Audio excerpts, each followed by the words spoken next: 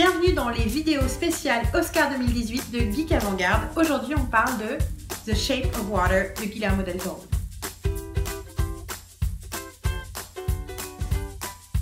The Shape of Water, c'est le film le plus nominé aux Oscars de 2018, avec 13 nominations. C'est un film qui est sorti à la fin de l'année aux États-Unis et qui vient de sortir en France le 21 février.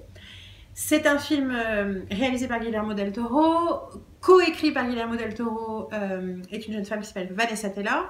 Je dis jeune femme, mais en fait ça se trouve c'est juste une femme. C'est un film avec Sally Hawkins, avec Richard Jenkins, avec Octavia Spencer, avec Michael Shannon, qui se passe en 1962 à Baltimore, qui a des éléments surnaturels, notamment parce qu'un des personnages est une créature aquatique. C'est un film d'amour qui ressemble à une fable moderne et en même temps avec quelque chose d'un peu rétro, vu que ça se passe dans les années 60. C'est aussi un film très vert et très aquatique. Beaucoup d'eau partout, tout le temps. Alors, c'est un film que je considère pratiquement parfait. J'ai un tout petit bémol dont je parlerai plus tard parce qu'on voilà. Je trouve que c'est un film extrêmement beau, extrêmement vrai, extrêmement sensible, qui fait plein de choix. Alors, des choix visuels évidents, tout de suite, mais aussi des choix narratifs, notamment de ne pas se fatiguer à raconter l'histoire qui nous intéresse pas, mais pour nous raconter l'histoire. C'est-à-dire que, quelque part, ça saute des étapes dans la justification de certaines choses, et j'en suis hyper contente, parce que ça me permet de vraiment tomber amoureuse de l'histoire que ce film veut raconter, qui est une histoire d'amour, qui est aussi une histoire d'acceptation, d'acceptance on dirait, mais en anglais, mais voilà, de s'accepter soi-même, d'accepter l'autre, de tolérance, de résistance à l'oppression, de résistance à la violence, à la norme, de collaboration, de s'entraider pour se soutenir, pour arriver à faire le bien plutôt que le mal, et donc bien entendu en creux une histoire d'intolérance, une histoire sur la dureté du monde et la violence de l'autre. L'autre n'étant pas justement l'autre, mais plutôt la norme.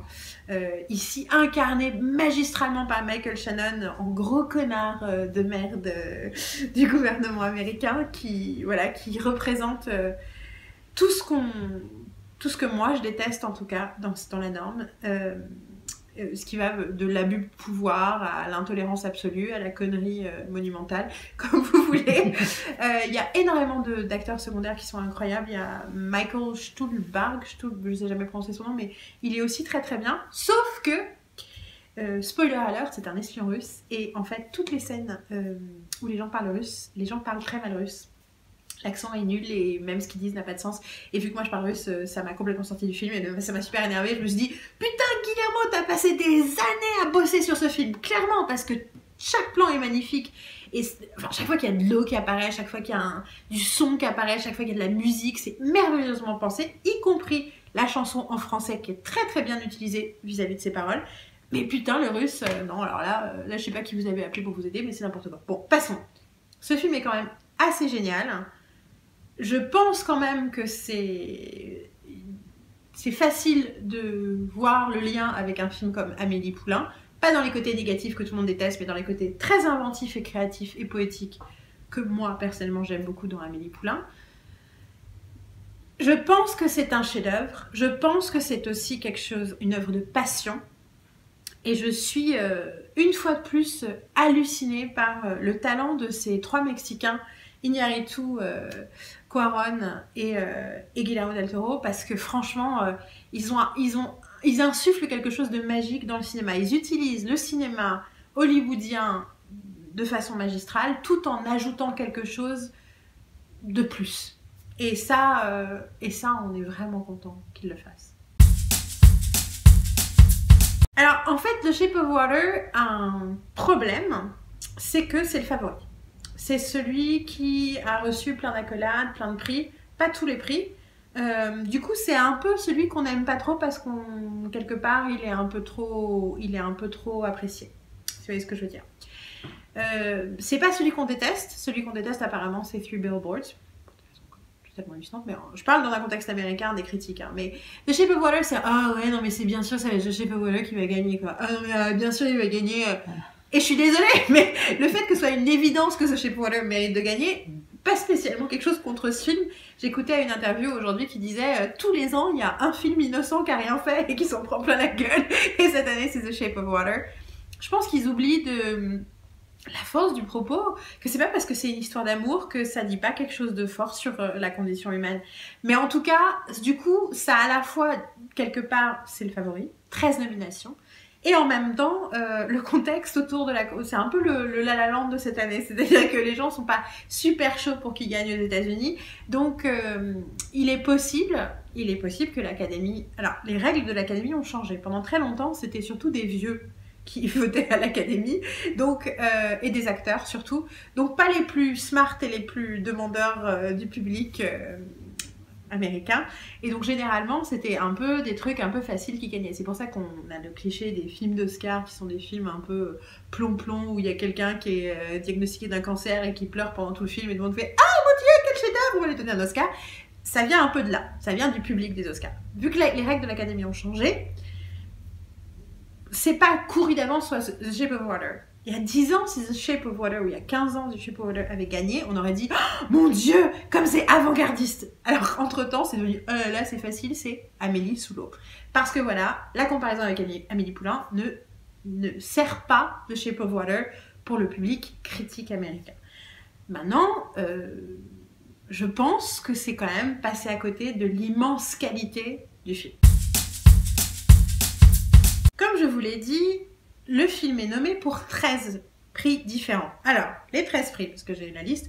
Donc, meilleur film, meilleur réalisateur, meilleure actrice pour Sally Hawkins, meilleur second rôle pour Richard Jenkins, meilleur second rôle pour Octavia Spencer, qu'est-ce que j'aimerais qu'elle gagne, meilleur scénario original, meilleure cinématographie, donc chef-op, meilleur costume, meilleur montage, meilleure musique, meilleur design, meilleur montage son, je ne sais pas dire, et mon mixage son. Je n'ai jamais compris à quoi servaient ces catégories, mais voilà. Donc ça fait quand même énormément de choses. Je pense que c'est impossible qu'il perde tous ses prix. Il va en gagner certains, c'est sûr. J'avoue que je suis très très fan de l'idée d'Octavia Spencer, sans réfléchir spécialement à sa compétition, c'est juste j'adore Octavia Spencer, elle est merveilleuse dans ce film, elle a toujours été fan de Guillermo del Toro, elle était très heureuse de ce rôle, j'aimerais bien, je crois qu'elle a peut-être gagné déjà pour The Help, je préfère qu'elle gagne à nouveau pour celui-là, parce que voilà, et puis c'est une actrice absolument phénoménale, et j'avoue que Guillermo del Toro, qu'il gagne meilleur réalisateur, ce serait bien, parce que dans les 4 dernières années, il y a Damien Chazelle qui a gagné l'année dernière, mais les autres qui ont gagné les 3 années précédentes, c'est Alfonso Cuarón et Alejandro Iñárritu qui a gagné 2 années de suite, pour Birdman et pour The Revenant, c'est ça le nom de ce film? Oui, que je n'ai pas vu parce que la neige, les ours, non, pas pour moi. Puis vu la tête de Marine quand elle m'a parlé du film, la tête de Marine que Marine vient de faire derrière la caméra là tout de suite, franchement j'avais pas envie de le voir, mais en tout cas ces 3 hommes, Cuarón, Iñárritu et Del Toro, sont amis depuis plus de 25 ans, ils s'aident pour tous leurs films, c'est vraiment des gens qui sont très très proches et qui ont tous les 3 un grand talent, et je trouve ça cool que le 3e gagne. Ça en dirait long sur la collaboration et l'entraide entre artistes. Alors je préférais aussi qu'ils aient plein de meufs dans leur vie, et en même temps, vu leurs films, je pense voilà, que c'est des gens qui prennent au sérieux les femmes dans leur vie aussi, en tout cas professionnellement. On va voir ça, on verra ce qui va sortir ces prochains mois. Mais en tout cas, voilà, je pense que ce serait beau que Guillermo del Toro gagne ce prix.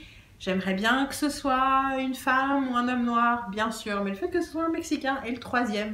Le 3e Mexicain en 5 ans. Vu ce qui se passe aux États-Unis, ce serait quand même assez merveilleux. Voilà, c'était The Shape of Water. Il nous reste encore 2 films. Continuez à regarder les vidéos.